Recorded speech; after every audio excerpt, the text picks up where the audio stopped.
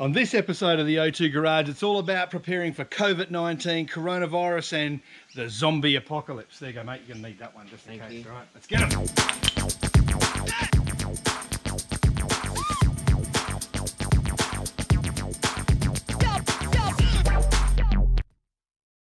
I'm an idiot.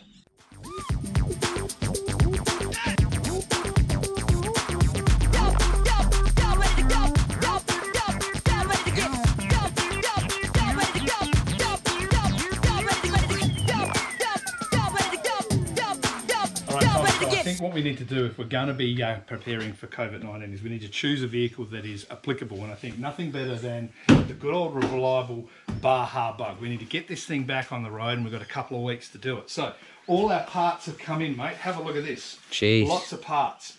What do you reckon's your favourite part to come in? The wheels over there. All right, well, come on over here. I'll show you what we've got here. So we've got 295 tyres on a 15 by 10 inch custom centre rim. Now, what we've done is Tarsia tyres have actually already put this together. We've tried one on the back of the car, and it seems like it's going to work. But have a look at all the other parts we've got as well. Let's start over here. We've got ourselves a clutch kit. We'll talk a little bit more. We've had the flywheel machine, and we've also got a clutch installation kit as well from a mate close by. We'll talk about that. CIP1 from America have come to the party. They've given us all sorts of parts, which is great. We've got front MP shock absorbers, steering controller, gearbox seal kit, the all-important rubbers that go on the side of the gearbox. So we're going to have to pull the box out and get that one sorted out. Front end, we've got the... what is this? Oh, that's right. That's the Kingpin rebuild kit. So we've got the Kingpin rebuild kit. We've got the sway bar, bits and pieces. We've got the steering box adjuster. That's the exhaust clamps. And this is not a Volkswagen part. This is a piece of my heritage, because have a look at the... can you see that badge on the side? What does that say? Ford. It says Ford. Do you know what that's off of? Cortina. Very close. This is actually off of an Escort 1300 motor. Now, carbies are interesting because they're smart parts, but they're dumb parts. So this carbie doesn't care what engine it's on, an Escort motor or a Volkswagen motor. And I'm not very familiar with the VW stuff. Plus, it's got a brass float inside here. So if a carbie's got a brass float, you can use it for making power. But we'll talk a bit more about that one later on. So that one courtesy of Charmaine and James up in Port Augusta. Thanks very much for those guys. We've got some degreaser for a top secret engine project. I'll tell you a bit more about that one. We've got some paint for the wheels and tyres. Welding rods. We've got some welding rods because we're going to have a crack at arc welding the front torsion bars that go inside the beam. I'll tell you about the beam in a minute. So that's that one there. What are these? Boxing wraps. Are these yours? Your old ones, I think. Yeah, you any good? Any good at doing a bit of the boxing, Tom? Are you any good? Yeah, I'm alright. All right, let's have a look.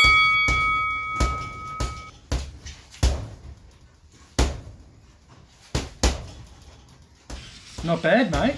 Not bad. Out of 10, how do you rate yourself? Oh, about a 7 maybe. Could I take you? Maybe. Yeah, absolutely. We'll try that out later on. So anyway, what I reckon we're going to do with this is camo gear, right?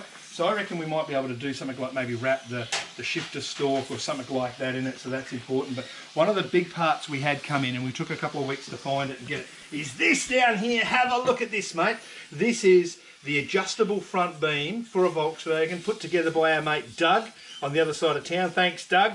Big kudos to you. Notice it's got the adjusters here in there. That's going to give us about 4 inches of drop. We can whack this in the front, get that front end done, get the brakes done, put the wheels on, drop it down, and then we can go out and be like Urban Mad Max. Can you be my sidekick? Sure can. All right, let's go.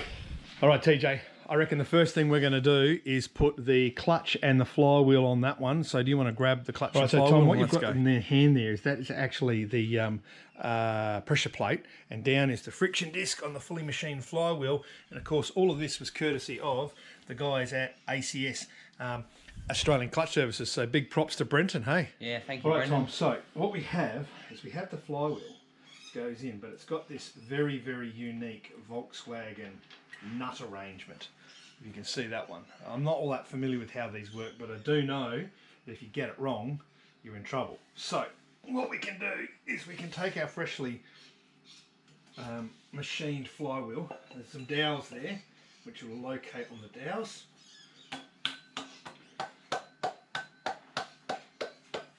Hi, yeah. That sounds good, doesn't it? Yeah. Alright, so here you go. Wind that in.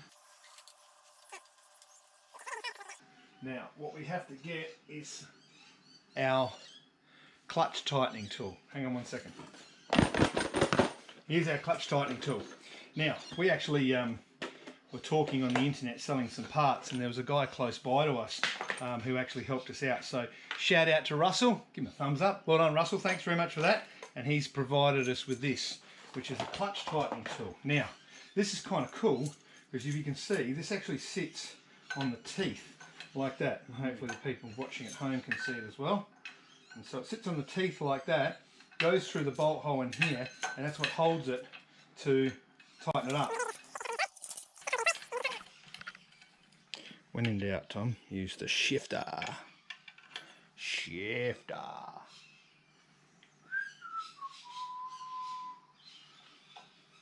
Perfect. Yeah! Okay, so the big thing about Volkswagen nuts, they're called gland nuts at the back, is they've got to be torqued down to 258 foot-pounds of torque, which is a lot of torque.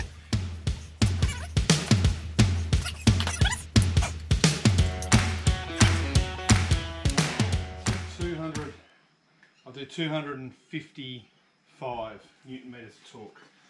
Alright, you put it on the upstroke, makes it a little bit easier. Perfect. Double check. And that's now done up. We can now put the clutch. Alright, so here we go, Tom. We've got everything we need here. And the cool thing is, when it comes to ACS, Australian Clutch Services, they give you all of the instructions on there how to do it.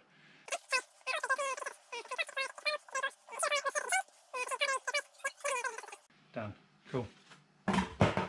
What I think we need to do is we need to give these two surfaces just a clean to make sure they've got no oil or any grease and bits and pieces.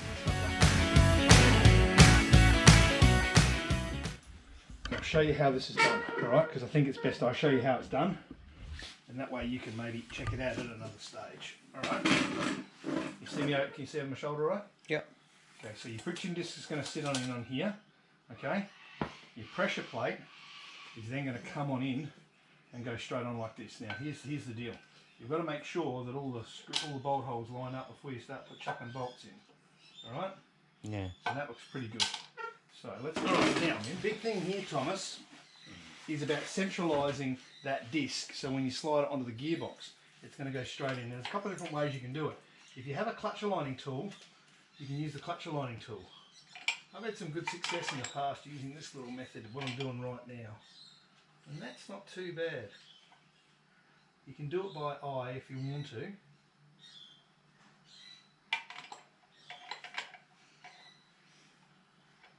I would think that's pretty good actually. Alright TJ, well there we go mate, flywheel's on, and I must admit, it actually doesn't look too bad, does it? Yeah, it looks good. It looks pretty cool. Alright, so our next plan is going to be that we're going to have to take the throw-up bearing on this one here, the bearing, whatever you've got, clutch bearing, get that off, but I think the whole gearbox has to come out and move out. That means rims off, that means we have to do the brakes, rebuild the brakes and bits and pieces. Then we'll have to put the gearbox back in, then we'll have to put the suspension back in, then we'll have to put the brakes on, and only then can we then put the engine back in the back there. Did you follow that?